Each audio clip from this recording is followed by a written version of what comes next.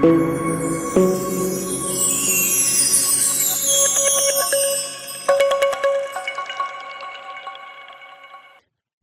9:43, vamos entonces con el estudio de miembro de la iglesia verdadera. Nosotros creemos firmemente que la iglesia del Señor no debe cambiar, no debe mudar, porque los principios que rigieron a la iglesia que inició en el año 30 del siglo cero se mantienen intactos. Es decir, lo que el Señor formó basado en los textos bíblicos sigue siendo igual. Están inalterados, están sin cambio. Y esto debe mantenerse pues para poder gobernar la iglesia de estos tiempos, ¿no? La iglesia de estos tiempos tiene que ser regida, gobernada, dirigida según los principios que estaban en el año 30 y no los que alguien quiera imponer ahora. No obstante, hay algunas cosas que debemos considerar porque su naturaleza debe haber quizás consentido algunos cambios inducidos principalmente porque la existencia de esto era requerida en la iglesia naciente, pero quizás no ahora. Yo voy a ir un poco más con detalles sobre esto. Voy a hablar de los ministerios que aparecen en la carta, en el capítulo cuarto de la carta a los Efesios. Ahí dice, por lo cual dice, subiendo a lo alto, llevó cautiva la cautividad y dio dones a los hombres. Y eso de que subió, ¿qué es? Sino que también había descendido primero a las partes más bajas de la tierra. El que descendió es el mismo que también subió por encima de todos los cielos para llenarlo todo. Y él mismo constituyó a unos apóstoles, a otros profetas, a otros evangelistas, a otros pastores y maestros, a fin de perfeccionar a los santos para la obra del ministerio, para la edificación del cuerpo del ungido, hasta que todos lleguemos a la unidad de la fe y del conocimiento del Hijo de Dios, a un varón perfecto, a la medida de la estatura de la plenitud del Mesías, para que ya no seamos niños fluctuantes, llevados por doquiera de todo viento de doctrina, por estratagema de hombres que para engañar emplean con astucia las artimañas del error, sino que, siguiendo la verdad en amor, crezcamos en todo, en aquel que es la cabeza, esto es, en el ungido, de quien todo el cuerpo, bien concertado y unido entre sí por todas las coyunturas que se ayudan mutuamente, según la actividad propia de cada miembro, recibe su crecimiento para ir edificándose en amor. Mucha tela que cortar en esta porción. No obstante, por ahora me quedaré en una parte de ella, y es en los ministerios.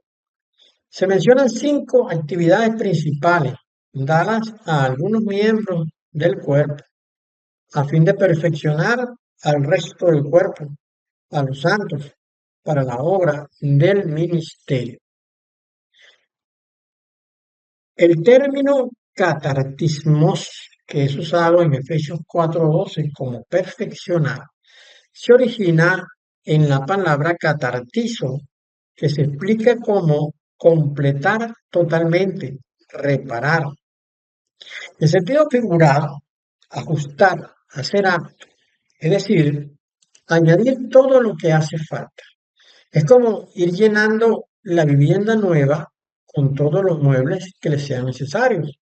Cuando usted la haya llenado completamente, entonces la vivienda estará perfecta, tal cual como usted la pensó y la soñó. Bueno, el propósito de esto, según que dice pues el apóstol Pablo, tenía la intención dice Pablo, de edificar el cuerpo del ungido, es decir, la iglesia más Israel. Recordemos que ambos fueron hechos uno solo, ya no hay separación, ya no hay diferencia, ¿no? Para que en todos haya unidad en cuanto a la fe y el conocimiento del Hijo de Dios. ¿Mm? Veamos qué interesante esto, ¿no?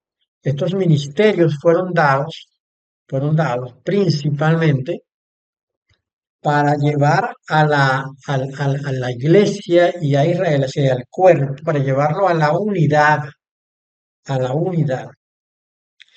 El trabajo de los 5 elementos constituidos entre los santos era darle tal solidez, tal firmeza y tal convencimiento a los miembros del cuerpo de que no hubiese posibilidad de ser engañados con falsas doctrinas y también para que todos sintiesen, hablasen, pensasen una misma cosa. Así es. Por eso el diablo trabajó desde el comienzo de la iglesia para llenar la iglesia de doctrinas, para que se tomaran posiciones, ¿no? Y cuando nacieron las iglesias evangélicas en el siglo XVI, cada porción de ellas tuvo una doctrina diferente a las otras, dividiendo así el cuerpo del Señor en pedacitos, en fragmentos. Entonces Pablo reconocía que ya desde su época había hombres que tenían la intención de engañar. Él lo dice, ¿no? Porque usaban estratagemas, ¿no? Y estratagemas de hombres, ¿no? Dice para engañar, empleando con astucia artes del error, artes de la mentira, artes del engaño. El engaño, es decir, la iglesia estaba permeada por personas cuya intencionalidad era formar, fomentar el error mediante doctrinas mentirosas y falsas. Estas herramientas de Dios, es decir, los cinco ministerios constituidos entre los santos, tenía el fin, o tenía como fin, dotar de la verdad al cuerpo del ungido, para que el error y la mentira fuesen reconocidos y en consecuencia rechazados automáticamente. Porque así escribió Pablo. Pablo escribió, sino que siguiendo la verdad en amor, crezcamos en todo, en aquel que es la cabeza, esto es, en Cristo. Siguiendo la verdad en amor. Veamos qué importante esto, porque nosotros hacemos mucho énfasis acá en la verdad, en la verdad. Y decimos que la iglesia del Señor, la verdadera iglesia del Señor, es columna y baluarte de la verdad, como le dijo el apóstol Pablo a Timoteo. Columna y baluarte, es decir, soporte y defensa de la verdad. Y también decimos acá que el Señor le dijo a Pilato que por esa razón él había venido a este mundo para dar testimonio de la verdad. ¿Por qué? Porque el diablo había llenado este mundo de mentiras y la religión judía se había llenado de mentiras, porque el Señor a través de Jeremías, en capítulo 8, versículo 8, dice que la pluma del escriba hizo mentirosa la ley de Dios, ¿no? La pluma del escriba, a quienes el Señor después llamó hijos de la culebra. Entonces los hijos de la culebra estaban metidos dentro de la religión judía y los hijos de la culebra se metieron dentro de la asamblea del Señor, de la eclesía del Señor, se metieron allá, desde el año 30, desde que se estaba formando, desde que el Señor comenzó a recoger a los suyos, caminando por las veredas y los prados y las playas, comenzó a recoger a los suyos. Desde ese momento comenzó el dragón, la serpiente antigua, Satanás, a introducir doctrinas mentirosas. Bueno, los llamados ministerios tenían y tienen el mandamiento de introducir y de formar en la verdad a los que están llegando. Y que ésta, como herramienta de Dios, pues tiene que servir para destruir las doctrinas falsas introducidas por hombres con malas intenciones. Pero nosotros vemos que las iglesias evangélicas están llenas hoy en día de doctrinas falsas, de doctrinas mentirosas, de doctrinas que no vienen de Dios, no se pueden conseguir en la Biblia, no se pueden conseguir en las Sagradas Escrituras, no están allí, porque fueron inventadas por los hombres. Entonces, cada uno de ellos, de los cinco, lo que llaman por ahí cinco ministerios, en sus funciones, cada uno de ellos debe velar para que cada creyente sea conducido a la verdad. Este es el propósito principalísimo de los cinco ministerios. No es para que el profeta anuncie profecía, a menos que la profecía que esté diciendo sea una verdad de Dios. No es para que el maestro enseñe cosas, a menos que lo que esté enseñando sea la verdad de Dios. O para que el pastor guíe, a menos que esa guianza sea para conducir a la gente a la verdad. Cada uno de los ministerios, de acuerdo a lo que hacen, debe llevar al cuerpo del ungido a la verdad para que el creyente aprenda a rechazar la mentira. Y habiendo transcurrido 2000 años, este propósito debe estar más que consolidado, más que cumplido. Pero no vemos que esto es así. No vemos que esto es así. Al menos no en la iglesia visible, que dice ser iglesia del Señor, que es la iglesia evangélica, porque la iglesia católica no es la iglesia de Dios. Es la iglesia es Babilonia, es la iglesia del diablo, no es la iglesia del Señor. En la iglesia verdadera, este propósito debió haber sido logrado a plenitud desde su inicio. Yo aseguro que donde haya alguien que diga ser iglesia verdadera, ese alguien tiene que estar fundamentado en la verdad y no en la mentira.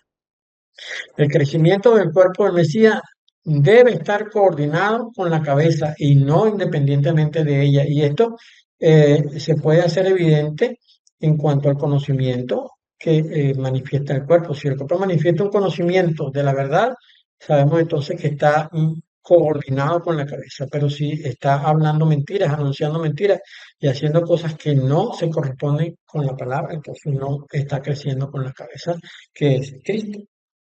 Para esto, las cinco actividades deben orientar al cuerpo a ser unidos en lo que creen y no en otra cosa, y que lo que crean no sea otra cosa sino la verdad, ¿no? Sino la verdad.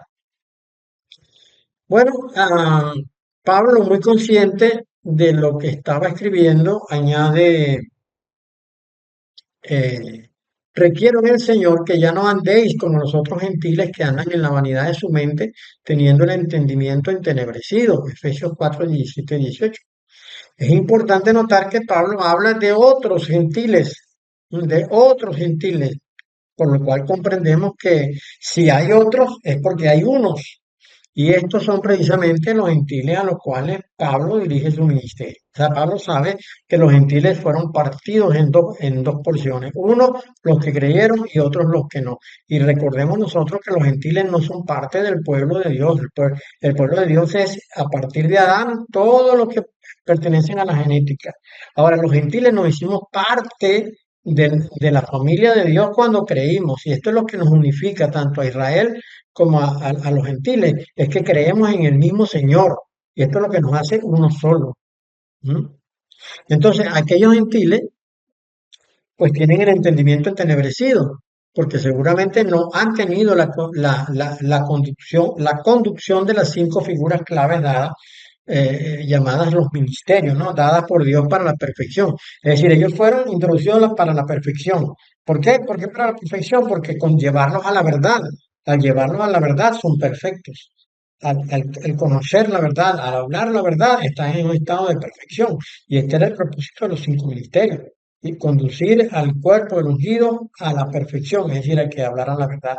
El término escoto, usado como entenebrecido, puede ser explicado como oscurecer o cegar, cubrirse de tiniebla, lo cual da a entender que su entendimiento está lleno de maldad y cosas incorrectas. Es por ello que dentro del cuerpo debe reinar la verdad, para que no se ande en tinieblas, en falsedades, en acciones incorrectas. Yo quisiera pues que tomáramos conciencia de esto, porque no porque suene bonito, no tenemos que caminar en eso. Uno no tiene por qué decir amén a todo lo que dicen las autoridades dentro de la iglesia, uno tiene que analizar lo que dice, uno tiene que ver cuál es el espíritu de lo que se está diciendo. Los ministerios que dio el Señor deben conducir al creyente a ser una nueva persona, sostenida en la madurez, teniendo en su crecimiento o alcanzando en su crecimiento la estatura del ungido del Mesías. Entonces, era necesario que los cinco ministerios condujeran al creyente hacia el nuevo hombre, tal y como escribió Pablo. Si en verdad le habéis oído y habéis sido por él enseñados conforme a la verdad que está en Yeshua. Vea usted, hablando de la verdad, es que siempre terminamos hablando de la verdad. En cuanto a la pasada manera de vivir, despojados del viejo hombre, que está viciado conforme a los deseos engañosos, y renovados en el espíritu de vuestra mente, y vestidos del nuevo hombre, creado según Dios en la justicia y santidad de qué? De la verdad. Entonces, el nuevo hombre sería el ungido y el creyente. Así que los 5 ministerios dados tenían la orientación y el mandato de llevar a cada creyente a la verdad. O sea, llevarle a la madurez de conocer la verdad, de practicar la verdad y no vivir en el engaño de las cosas viejas que ya pasaron, sino en la sustancia de la verdad, de lo nuevo, lo que ha sido anunciado para renovar las cosas. ¿Mm? Porque el nuevo hombre debe andar renovado en la imagen del ungido. Como escribió Pablo, con Cristo estoy juntamente crucificado, ya no vivo yo, sino vive el Mesías en mí. Y lo que ahora vivo en la carne, lo vivo en la fe del Hijo de Dios, el cual me amó y se entregó a sí mismo por mí. Lo que yo vivo debe ser lo que vivió el Señor. Yo tengo que tener la vida de Él.